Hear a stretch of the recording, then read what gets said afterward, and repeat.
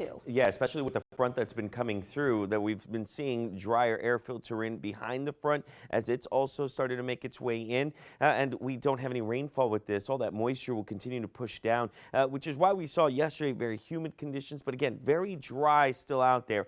With the lack of rainfall that we've received over the past couple of months, we're getting a lot of dry vegetation out there and now drier air filtering in, strong winds in certain spots. So obviously that is a bit of concern because we could see wildfires quickly spread if any do start to build up. So current temperatures right now already in the 70s in Austin, but you go farther to the east and south, we're still in the 80s.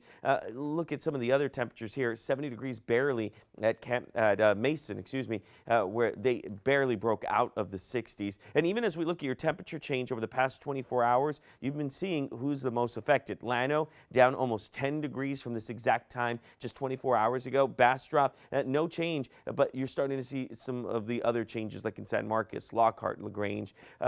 Giddings still just up about 3 degrees, but that's expected to change too. So even as we look at your cloud coverage, very cloudy in many spots, including around I-35 and to the south and east of that. But anyone to the west in Gillespie County and Mason County, Llano County, San Saba, they're seeing nothing but sunshine right now. I saw a couple of those cameras, and they're getting a lot of sunshine at this point. That front finally pushing through. We are getting some rainfall in the state, just unfortunately not here. A majority of that has been within East Texas, north of Houston, and that's where we've been able to see at least some rainfall. But again, this is a very, very dry front that we've been seeing pushing through. So as it finally does make its way all the way in, we'll see clearer skies for this afternoon into the evening hours. As we get into Wednesday, a few clouds may start to roll back in, but here's the interesting thing. As we go from Wednesday into Thursday, that same front that came through is going to turn around and come right back up as a warm front, and that will bring back at least some humidity, some moisture, and unfortunately give us some of that warmth one more time as we get into Thursday and before another front arrives Friday into Saturday. And that, my friends, will be the first time we get to see at least the better chance of rainfall.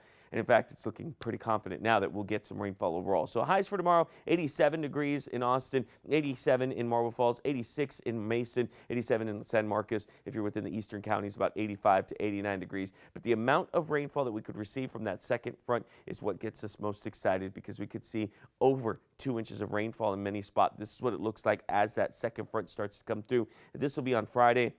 You even see by around 10 p.m. we get some strong thunderstorms that are a possibility from Del Rio around the border into looks like the Concho Valley. As that starts to make its way in, we could see some of the heavy rainfall come through here, and then that front finally pushes through early on Saturday. And then here's the kicker. We get a second front that's expected to arrive as we get into Tuesday. That one, not so much rainfall, but at least we'll still see some of that moisture within portions of Texas. So that's something that Texans can look forward to. All right, your 7-day forecast, 87, 87, up to 90 by Thursday. Friday, we're at 89. The front comes in. We're down to 83 degrees. Sunday at 86, Monday at 87, and then that second front makes its way on in. All right, let's go ahead and send it over to Rich with a look at what's going on in the tropics. All right, the 13th named storm of the 2025 season, named a few hours ago. Her name is Melissa.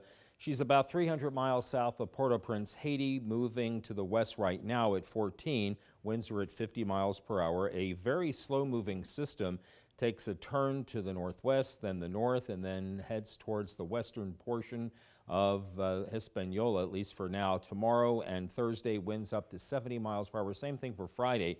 And then Saturday, it becomes a hurricane at some point overnight into Saturday morning, and winds up to 80 miles per hour on Sunday. Right now, there's a hurricane watch for the western half of Haiti, and I imagine there may be one issued later on, or some form of a watch or warning for the eastern part of Jamaica. The only other thing that's left in the waters of the Pacific, this system, which now has a 70% chance of tropical development by the next week or so, and we're still waiting for this storm to possibly be named Sonia, and that's what's going on in the tropics here at 11:22 on Tuesday. Will?